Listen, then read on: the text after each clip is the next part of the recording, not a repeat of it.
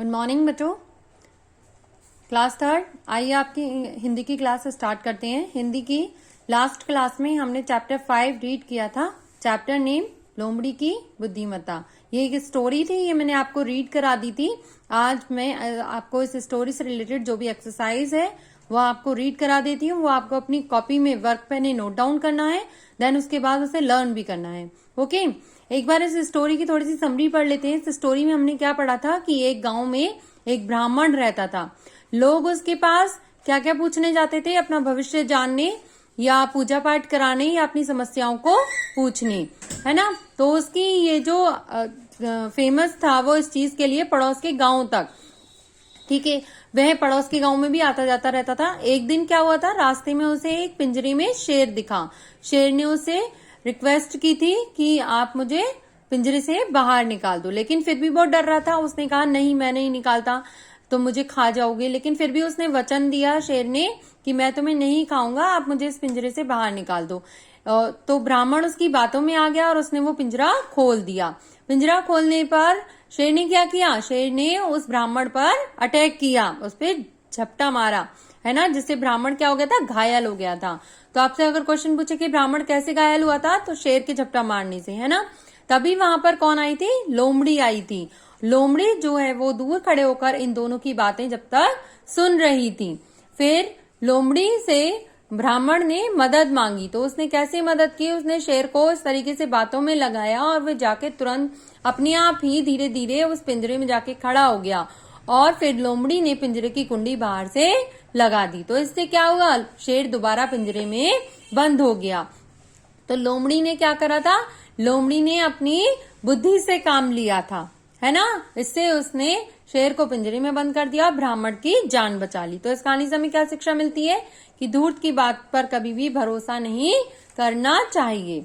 अब इस चैप्टर से रिलेटेड देखो, यहाँ पर मेन तो मैंने ये दो चीज आपको बताई थी, ये हमारे ऑब्जेक्टिव में भी आ जाते हैं कि सबसे चालाक जानवर कौन सा होता है, लोमड़ी, है ना। और जंगल का कौन होता है, ये तो आपको पता है, राजा कौन होता है, ठीक है। अब इससे रिलेटेड शब्दार्थ, जो शब्दार्थ मैं आपको कॉपी में दूंगी वो आप अपनी कॉपी में नोट डाउन करके उसको लर्न करेंगे। जैसे बुद्धिमत्ता समझदारी, समाधान हल, आजीविका रोजी रोटी, मदद सहायता, ठीक है, विद्वान ज्ञानी, विद्वता ज्ञान, दीनता विनम्रता, मंजिल जहां पहुंचना हो, पुनः फिर या दोबारा, पुनः मतलब दोबारा करना उस चीज को। आप देखो यहाँ पर जो ये क्वेश्चंस हैं इनके आंसर्स मैं आपको कॉपी में दे रही हूँ। ये देखो कॉपी में लिख दिए मैंने क्वेश्चन आंसर। लोग ब्राह्मण के पास क्या करने आते थे, लोग ब्राह्मण के पास भविष्य जानने व पूजा पाठ कराने के लिए आते थे। ब्राह्मण कैसे घायल हुआ था, अभी बताया था मैंने, ठीक है। ब्राह्मण शेर के झपट मारने से या झपट जाने से घायल हुआ या झपटा मारने से घायल हुआ।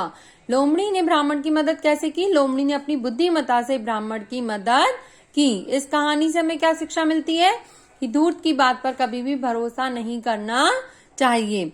यहाँ पर बुक में जो ये दिए हैं कि एक दो शब्दों में उत्तर दीजिए, आप इसे कॉपी में भी कर सकते हो और बुक में भी।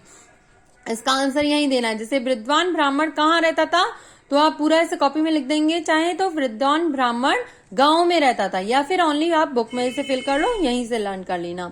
शेर और ब्राह्मण की बात कौन सुन रहा था, लोमड़ी। किसकी बात पर भरोसा नहीं करना चाहिए, ठीक है।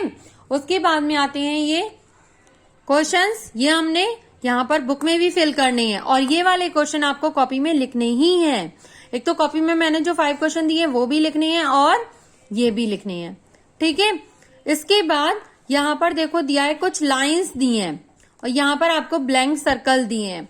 तो इस स्टोरी के आधार पर आपको इन घटनाओं को सही क्रम में लिखना है। सही क्रम मीन्स कि कौन सी लाइन पहले आएगी, कौन सी घटना पहले, उसके बाद क्या हुआ। तो इन लाइन में देखो सबसे पहले क्या हुआ, ब्राह्मण जंगल के रास्ते पड़ोस वाले गांव जा रहा था। उसके बाद क्या हुआ था, ब्राह्मण ने पिंजरे में बंद शेर को देखा। फिर शेर ने कहा तुम मुझे इस पिंजरे से बाहर निकाल दो, मतलब स्टेप वाइज चलना है, ये नहीं है कि ऐसे 1 इसे कर दो 2 इसे, ऐसे तो नहीं होगा ना। नंबर 4, फिर शेर ने बड़ी दीनता से कहा मैं तुम्हें वचन देता हूं कि मैं तुम्हें नहीं खाऊंगा। फिर नंबर 5, पिंजरा खुलते ही शेर ब्राह्मण पर झपट पड़ा। नंबर 6, शेर पुनः पिंजरे में बंद हो गया। तो यहाँ पर 6 लाइन्स हैं, उन्हीं को हमें स्टेप वाइज लिखना है। तो यहाँ पर ओनली नंबरिंग शो करनी है। ओके, इसके साथ आपका ये चैप्टर 5 यहाँ पर कंप्लीट होता है। सबसे पहले आपको ये बुक एक्सरसाइज और कॉपी में जो वर्क, ये वाले क्वेश्चंस भी कॉपी में लिखने हैं और कॉपी में जो वाला क्वेश्चंस दे रही हूँ वो अपनी कॉपी में जरूर नोट डाउन करनी है विद शब्दार्थ। ठीक है, इसे करने के बाद आप इस चैप्टर को अच्छे से लर्न करेंगे। आज के लिए ये वाली क्लास यहीं ओवर होती है। Thank you.